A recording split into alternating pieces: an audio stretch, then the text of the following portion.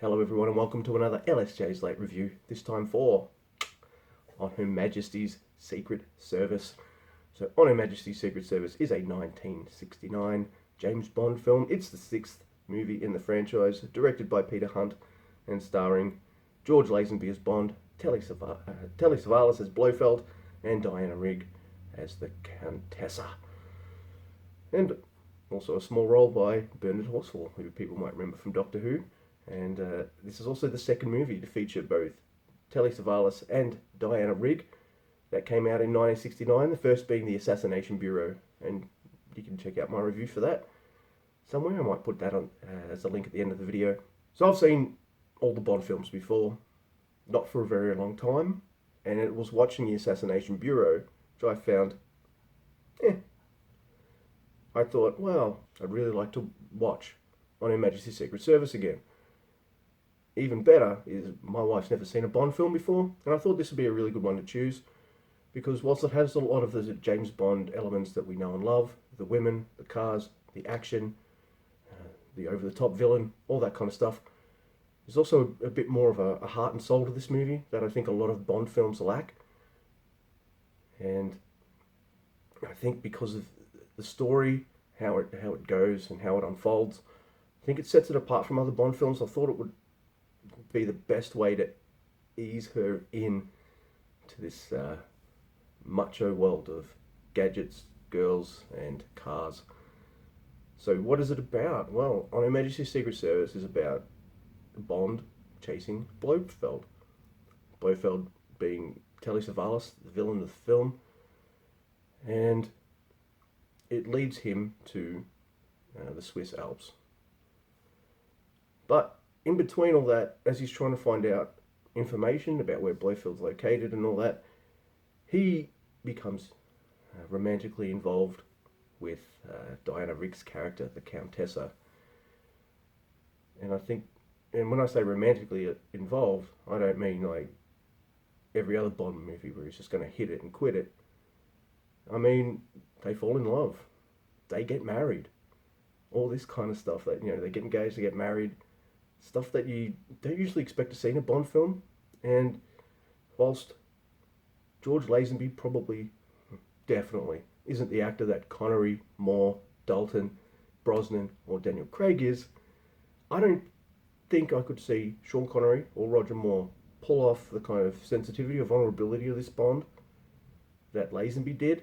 I know Dalton, Brosnan, and Craig probably could, but definitely not the two kind of more suave 60s kind of guys. Lazenby pulled it off. I liked the chemistry between him and Diana Rigg. In fact, I just liked him. And I felt like I could get behind him because he felt more like a real dude to me rather than some kind of globe-trotting pussyhound who shoots people. And don't get me wrong, there is some of that. Like he's engaged to the Countessa. He's in the Swiss Alps in this, you know, undercover in this military base, or well, villain base or whatever. And yep, the whole place is filled with beautiful women, two of which he beds, because why? He's James Bond. That's why. Not even an engagement can keep it in his pants. You always got to have that element, I guess.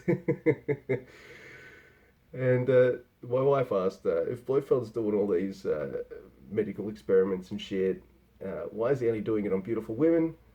And to which I said, he's a man. She also called this Bond on Ice because there's lots of skiing, lots of ice. It's set in Switzerland most of the film. So this movie isn't as heavy on the action as a lot of Bond movies can be. This one's got a slower pace. It's 2 hours and 20 minutes, but it feels right. And I also feel like we needed that time because we get to know George Lazenby's Bond pretty well. He's capable, but he's vulnerable. He doesn't always succeed first time. You know, he has setbacks and things like that. But the movie builds. Like, all the action scenes are hard-hitting. Like, the fight scenes are pretty good for its time. The skiing chase scenes are fucking wonderful. Even to this day, all right, some of it is obviously them in a studio with a screen behind them showing like the Swiss Alps and shit, and then like zoom outs of them skiing down the mountain. But hey, it worked. It still looks quite dynamic and fun and action packed. When the action happens, it really hits, and the movie isn't shy from taking its time between action set pieces and locations to kind of build up all the characters, which is something I appreciate. Does it have all the Bond cliches? Of course, Blofeld pats a cat. James gets the ladies. He also marries one, which is quite different. I will admit.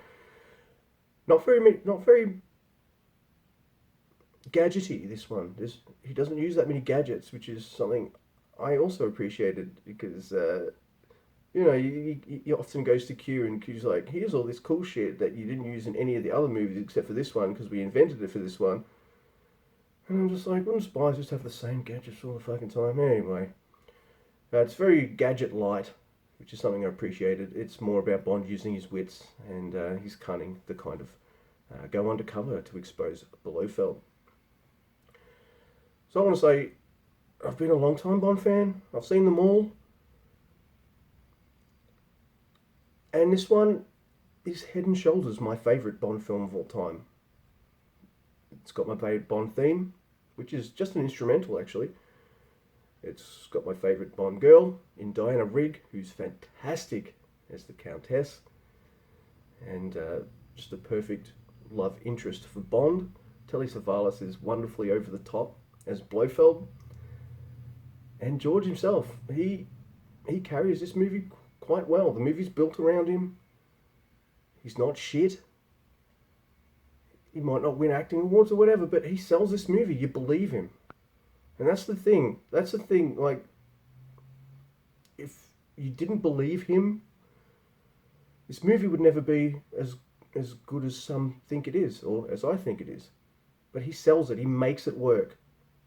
And it's a shame he never did any more, because I would have loved to have seen him come back.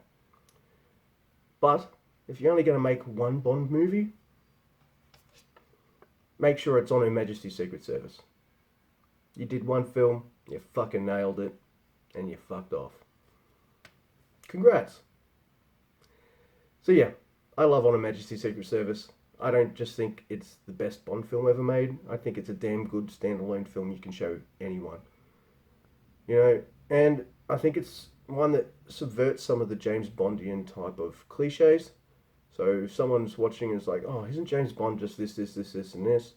You're like, yes, yeah, but here's On Her Majesty's Secret Service. Here's something where they tried something different and it worked.